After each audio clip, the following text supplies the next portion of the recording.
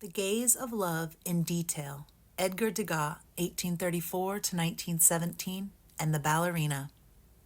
Edgar Degas, 1834 to 1917, led the Impressionist group of his contemporaries, including Renoir, Monet, and Sisley.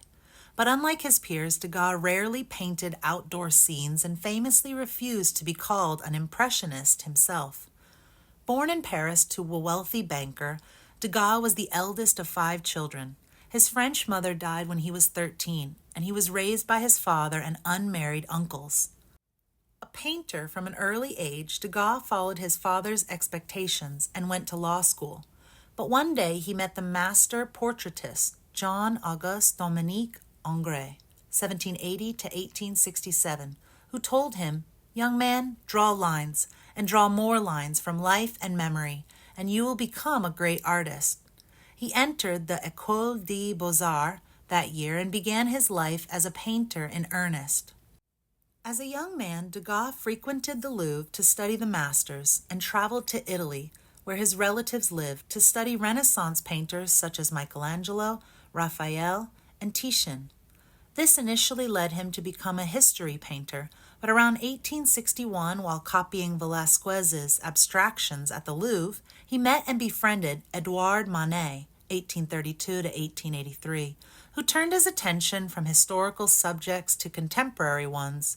While his friends, the Impressionists, sought to capture light-changing landscapes, Degas was more interested in people than nature, and he became fascinated with the rhythmic movement of the human body, rather than light and landscape, and naturally became obsessed with ballerinas. Ballet, an art form that emphasizes the lines of the body, was a fascinating subject for Degas, who had always appreciated designs and lines. Degas spent time at the Paris Opera, Palais Garnier, attending performances of the Paris Ballet, visiting their rehearsals, and inviting ballerinas to his studio to paint them. While inside the theater, he depicted their movements, elaborate costumes, sets, and lighting effects. Outside the theater, he tried to capture the darker, more painful side of their lives. If a ballerina's life on stage was dreamlike and glamorous, her life off stage was a grim existence.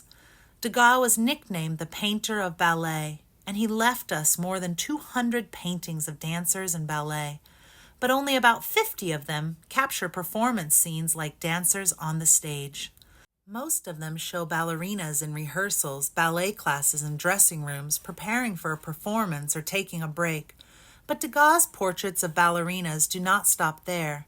In the 19th century, during the Belle Époque period, when Degas was active, most ballerinas were the children of poor families. Often crippled by the rigors of harsh daily training and overwork, they choose to become ballerinas not because they love dancing, but because of the lucrative salaries they could earn. At the time, ballet was an emerging and popular art form that drew upper-class people to the theaters, which could be extremely lucrative. Many girls endured extreme hardships to become ballerinas, because if they succeeded, they could change the fate of themselves and their families. But the reality was very different from the dream in the 19th century. Not only was it difficult to succeed as a ballerina, but young, poor, and beautiful aspiring ballerinas were often the targets of the sexual desires of aristocratic men, and ballerina prostitution was very common.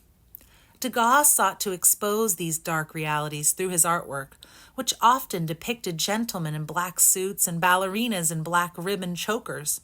The choker symbolized restraint and bondage, and was an accessory that symbolized women in prostitution at the time. Degas beautifully captured the movements of the ballerinas as they performed on a brightly lit stage, but he also tried to capture their hard-scrabble existence backstage, as well as the social violence and dark realities that surrounded them. It took a lot of thought to include Degas in the Muse with Lenticular exhibition, because we know there are interpretations that suggest he both pitied and despised ballerinas. But at least in his work they are not objectified by the gaze of others. Further, no one can deny that the message of his work, like the camera of a documentary filmmaker, is a powerful indictment of the world, one which is impossible without love. Without love for the subject, a documentary cannot convey any resonance. It is the documentarian's task to trace and reveal the personality and personal history of the subject within the limits of the camera in his or her hand.